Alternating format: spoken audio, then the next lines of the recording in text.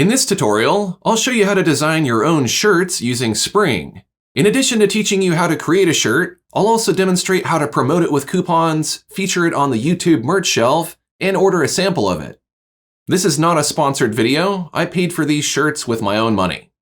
If you don't already have a Spring, formerly known as Teespring account, then go ahead and create one and set up a store if you plan to follow along with me. First, you will need some artwork to print on your shirt. The artwork needs to be fairly large and high resolution, in PNG format with or without a transparent background, and cannot exceed 50 megabytes in size. Even though PNG is the format you need to upload, you should design in vector format so that you can print at any size and the image will always look crisp. Another advantage to starting with vector art is that it's very easy to change the color and shape of your art to make variations. I used Adobe Illustrator to design this logo for my YouTube channel, Creators First. There are other vector applications like CorelDRAW and Inkscape that will work too. If you want to see how I illustrated this, I'll link you to that video. When printing on a shirt, you must choose either a transparent background or a square or rectangular background fill. In many cases, you will want to choose a transparent background. I'll hide the background layer so it does not show when I export this file. The hand and pencil are filled in with white, which will print as white on the shirt. I can easily change this to another color to create variations if I like. Once you're satisfied with your image, you will want to be sure to save the original design with all of your layers as Illustrator AI or your application's native format. Just be sure you're saving in a format that supports layers, or else you may lose the ability to edit your artwork. Next, we will need to make the design file suitable for printing. This is known as rasterizing an image, which creates a pixel-based copy of your vector graphic. Once rasterized, the resolution of the image is fixed, and there will be a limit on how large it can be printed. I'll choose Export for Screens, and then select PNG for the format. Unless you started with a large artboard resolution, which isn't necessary for vector art, you will likely need to scale up your exported file. The best way to scale is to choose a width or height in pixels. I'll make this 4,000 pixels tall to give it plenty of resolution for the shirt. Too large is better than too small, because if I add too little resolution, the design won't be able to be printed very large on the shirt. Conversely, if I add too much resolution, the file will be excessively large and may exceed the 50 megabyte limit. Next, I will click on the small gear icon to open the export properties for PNG. Here I will need to choose transparency for the background fill, otherwise I will get a white box surrounding everything, which is not what I want. Now that I have exported a PNG copy of my vector art at a reasonable size, I can upload it to Spring to place it in a shirt design.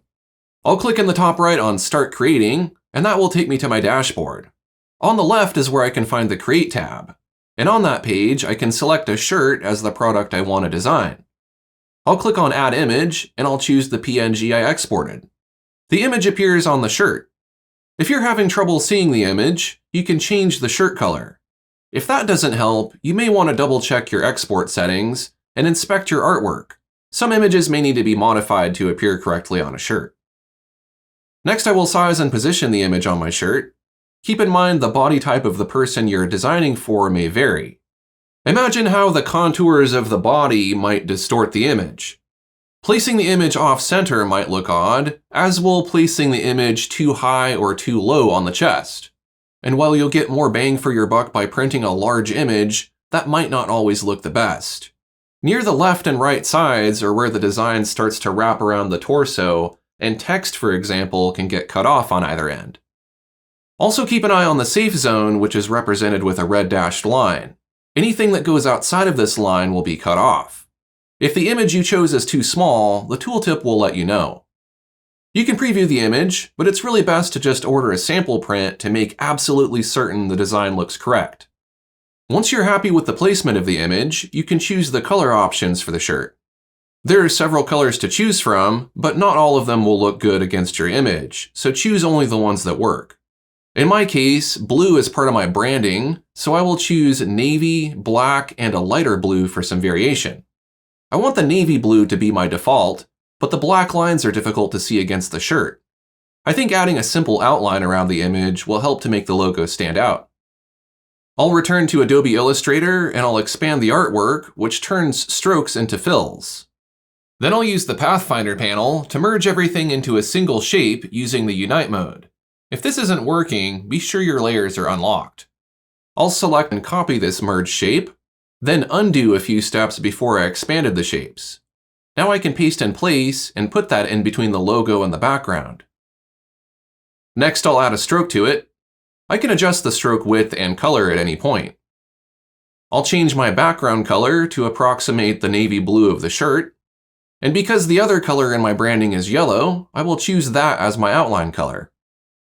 Another option would be to open your exported PNG in Photoshop and add an outline with a live effect. I'll hide the background fill, and now I just need to re-export the image as a PNG using the same settings as before. But I'll give this version a unique name in case I want to use the design without the outline. I'll return to my active design in Spring, and I'll click on the trash can icon to remove the current design. I'll add image and select the new design with the outline. I'm much happier with how that looks, so I'll position it on the shirt. Then I will double check to see if it still works with my other color options. I will designate navy as my default color. This will show first in the preview. And here is where I can choose the price and how much I make per sale. It says most creators charge $26.99, so I can't argue with that. But you can make yours more or less expensive. After clicking on Continue, the next page gives me the option to create more products featuring my image. I will skip this for now and just continue. The final step is to create a listing. This is the product page for this design. You'll need to enter all of the information that is relevant to this design. It doesn't have to be lengthy, just enough to give shoppers an idea of what this design is all about. The title is more of a way to organize your designs. The description is really what shoppers will be looking at. The URL is the text that will appear in the links for this product, so you may want to customize it. You can control the visibility of the product to make it unlisted, which means that it won't be shown in search or browse on Spring, but a direct link will show the product. Private means only you can see the product when you're logged into your account. And public means that everyone can see the product. A store is the page with links to all of your designs. If you haven't set this up already, please do so. After clicking on Publish, your design is ready for sale. The following page suggests promoting the shirt, but I want to be certain I am promoting something that looks good, and the only way to do that is to order a sample. I'll come back to promotion in a bit. From the Listings tab, I can see all of my products I've created. To the right is a button to order a sample. This will allow you to purchase the shirts at the minimum price. After about 10 days, my shirt was printed and shipped to me, though I could have paid a bit more for faster delivery. As you can see, the print quality is pretty good.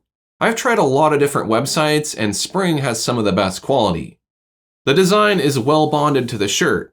It feels more like canvas rather than vinyl or felt, and the design is not too raised off the surface of the fabric.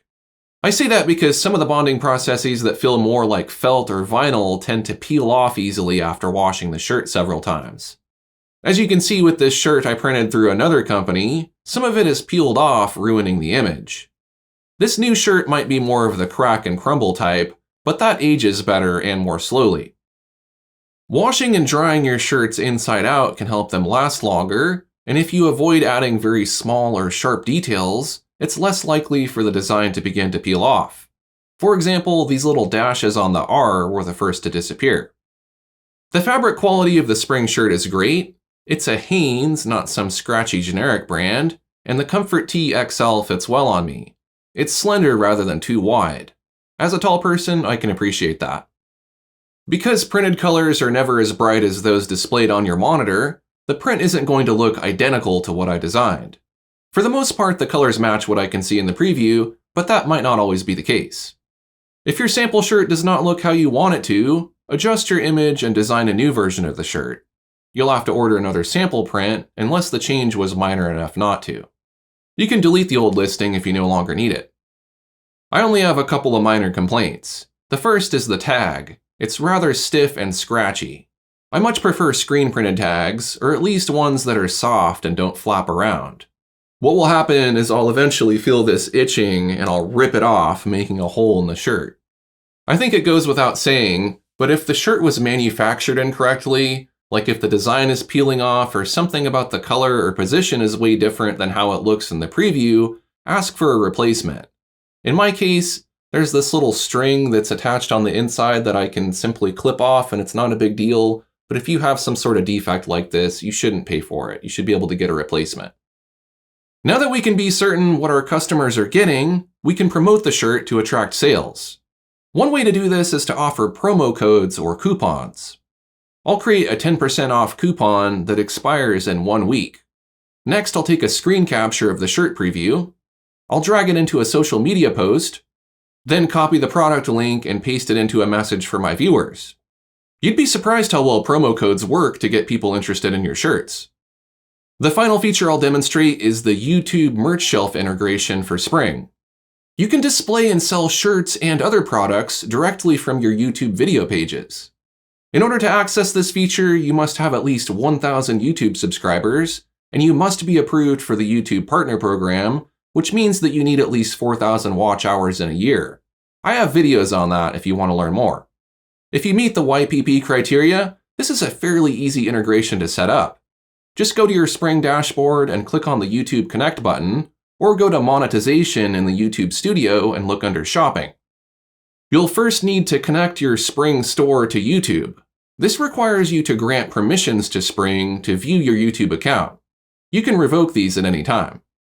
The first time I connected accounts, it worked fine, but once I disconnected my store so I could show how to set it up in this tutorial, when I tried to reconnect it, I kept getting an error message at the last step. I almost gave up, but I waited a day, and after a few more tries, it worked. But even more frustrating is that the merch shelf products take some time to show up. You can't immediately start using or even customizing the merch shelf. This is because there is a review process that has to happen first to ensure you aren't trying to sell copyrighted designs. If you're stuck here, just come back to this step later if you need to. You will experience a delay when adding new designs to your store as well, so just keep that in mind. After a day or two, your approved products should appear on this page, and you can choose which shirts you want to show and which you do not. You can even control which products are shown for specific videos. If we take a look at the merch shelf as it appears in one of my videos, you can see that it's a neat way to offer merchandise to your viewers. You can also view your products in the Store tab on your channel. There's a link for that in the Shopping section of Monetization. Now that you have designed a shirt or two, get out there and promote the links to your Spring store, your individual products, and the Store tab on your YouTube channel. You can't expect to get many sales doing nothing. If you're a content creator, get yourself a Creator's First shirt in your size and show your support for this channel. See how I did it? That's all for this tutorial. Thanks for watching and stay creative.